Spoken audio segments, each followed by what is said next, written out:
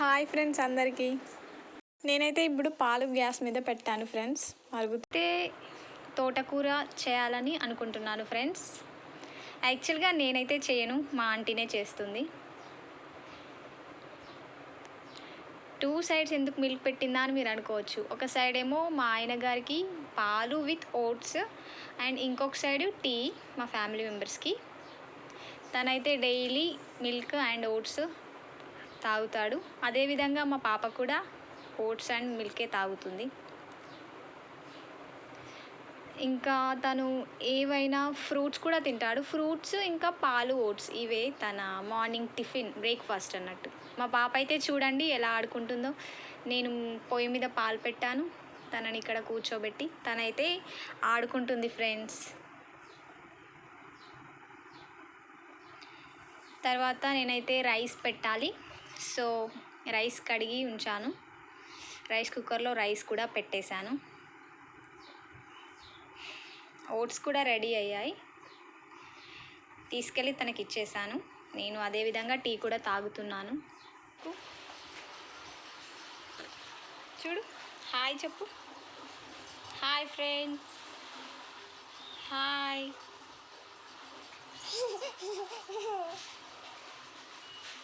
Okay, చూడండి friends, మా ఆయన అయితే తన బ్రేక్ఫాస్ట్ చేస్తున్నాడు. ఇప్పుడైతే మా అత్తయ్య గారు తోటకూర చేస్తున్నారు. తోటకూర చేసుకోవడానికి ముఖ్యంగా మెయిన్గా చాలా బాగా చేస్తుంది మా అత్తయ్య గారు. అయితే ముందుగా ఆయిల్ వేసి ఆనియన్స్ ఇంకా ఎండుమిర్చి వేసింది. మా అత్తయ్య అయితే తోటకూర చాలా బాగా వండుతుంది. చూడండి,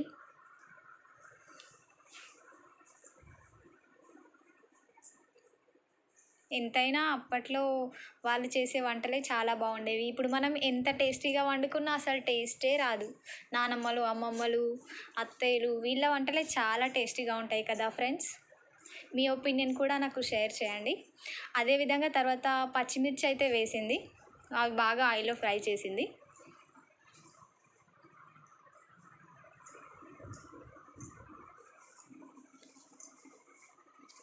మా ఇంట్లో అయితే మా అత్తయ్య గారే వంట చేస్తారు ఫ్రెండ్స్. చాలా టేస్టీగా వండుతుంది. మా ఫ్యామిలీ అందరికీ ఆమె వంట చేస్తేనే మేము బాగా తింటాం. అదేవిధంగా తోటకూర కూడా అందులో యాడ్ చేయాలి ఫ్రెండ్స్. అదంతా మగ్గే వరకు మూత పెట్టుకొని అలాగే ఉంచుకోవాలంట.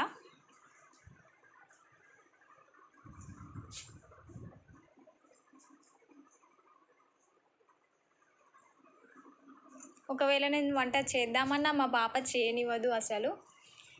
ఎప్పుడు అటు ఇటు తిరుగుతూనే ఉంటుంది, ఆమెను చూసుకుంటూనే ఉండాలి. ఇలా తోటకూర మగ్గేంత వరకు చూడండి, ఇలా అవ్వాలి. ఇంకాసేపు ఉడకనివ్వాలంట మా అత్తయ్య గారు చెప్తున్నారు.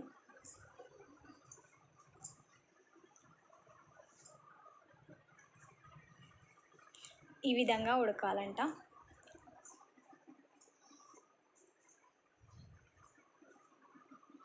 తర్వాత దీన్ని ఇట్లా చేస్తారు కదా, స్మాష్. ఓకే ఓకే, అలా చేయాలి. ఇది పప్పు రుబ్బేది అనుకుంటా ఫ్రెండ్స్, దాంతోనే రుబ్బాలి. నేను తోటకూర చేస్తే మాత్రం ఇలా చేయను, అది అలాగే ఉంచుతాను. నాకు అలాగే ఇష్టం. ఇలా పేస్ట్ లాగా చేస్తే, చేయకపోయినా నో ప్రాబ్లం ఫ్రెండ్స్, చేయకపోయినా బాగానే ఉంటుంది, చేస్తే కూడా బాగుంటుంది. ఎవరి స్టైల్ వారిది. తన తన స్టైల్లో తను వండుతుంది. అదేవిధంగా నేను చేసే వేలో నేను చేస్తాను. కానీ ఇలానే బాగుంటుంది, చాలా టేస్టీగా ఉంటుంది. నేనైతే ఇప్పుడు తింటున్నాను ఫ్రెండ్స్. చూడండి, చాలా చాలా చాలా టేస్టీగా ఉంది తోటకూర అయితే.